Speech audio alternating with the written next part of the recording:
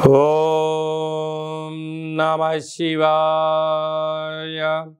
ఓం నమో నారాయణాయ. ఓం శ్రీ నరదృష్టి నివారణ కాళభైరవాయ నమో నమః.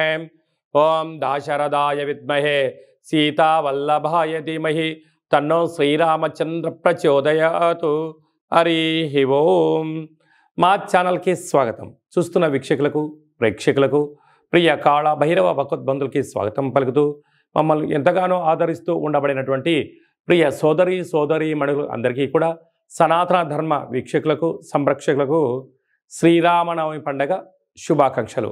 అందరము రామనామాన్ని జపింపచేద్దాం, ధర్మాన్ని కాపాడుకుందాం, ధర్మబద్ధమైన జీవితాన్ని పొందుదాం. అయోధ్యలో రామ విగ్రహ ప్రతిష్ఠ అయిన తర్వాత మొట్టమొదటిసారిగా జరుగుతూ ఉండబడినటువంటి శ్రీరామనవమి కనుక రాబోయే కాలంలో మనం అందరము కూడా అయోధ్య వెళ్దాం, రాముని దర్శిద్దాం, రామతత్వాన్ని మనము తెలుసుకుందాం. 16వ తారీఖు 4వ నెల 2024 నుండి 30/4/2024 వరకు పుట్టినటువంటి వారందరికీ కూడా ముందస్తుగా జన్మదిన శుభాకాంక్షలు. గతంలో వివాహం చేసుకున్న వారికి వివాహ వార్షికోత్సవ శుభాకాంక్షలు. ద్వాదశ రాశుల్లో గ్రహ గమనాన్ని ఒకసారి వీక్షింపచేద్దాం. మేషరాశిలో రవి మరియు గురు సంచార స్థితి, కన్యరాశిలో కేతు సంచార స్థితి, కుంభరాశిలో కుజుడు మరియు శని సంచార స్థితి, మీనరాశిలో బుధుడు శుక్రుడు మరియు రాహు సంచార స్థితితో ద్వాదశ రాశుల్లో గ్రహ గమనాలు ఈ విధంగా ఉన్నాయి.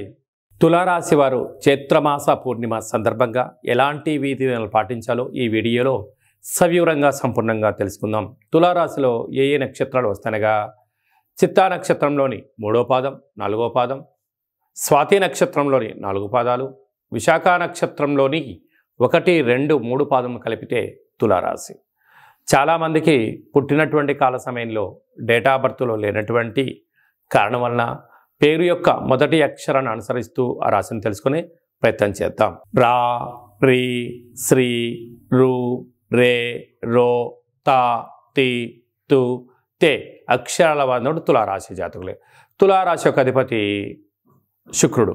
వీరికి జాతకరీత్య ప్రకారంగా 5వ స్థానంలో కుజుడు మరియు శని సంచార స్థితి, 6వ స్థానంలో బుధుడు శుక్రుడు రాహు సంచార స్థితి, 7వ స్థానంలో రవి గురు సంచార స్థితి, వ్యయంలో కేతు సంచార స్థితి ఉండడం వలన వృత్తులలో, ఉద్యోగాల్లో, వ్యాపారాల్లో, సాఫ్ట్వేర్ ఉద్యోగస్తుల్లో, చేస్తున్న సేవా రంగాల్లో చాలా సున్నితంగా ఆలోచించగలగాలి. మౌనం, ధ్యానం, ఆధ్యాత్మికత, ప్రతి విషయంపైన అవగాహన చాలా అవసరం.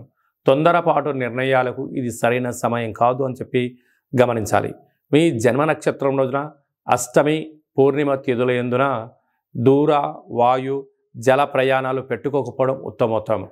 అనవసర ప్రయాణాలు, ఖర్చులు పెరగడం, ఆవేశాలకు వెళ్ళడం, ఆర్భాటాలకు వెళ్ళడం, విందులు వినోదాల్లో పాల్గొనే పరిస్థితి చాలా అధికంగా ఉంటుంది.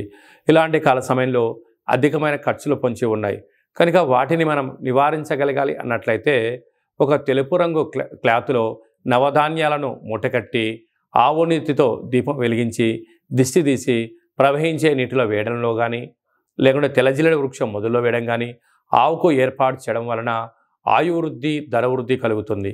సాఫ్ట్వేర్ రంగం వారు, హార్డ్వేర్ రంగం వారు, చేతి వృత్తుల వాళ్ళు, వ్యవసాయ సోదరిమణుల వాళ్ళు, గృహ భవన నిర్మాణ కార్యక్రమం చేసే వారికి చాలా మంచి కాలం ఉందని చెప్పి గమనించాలి.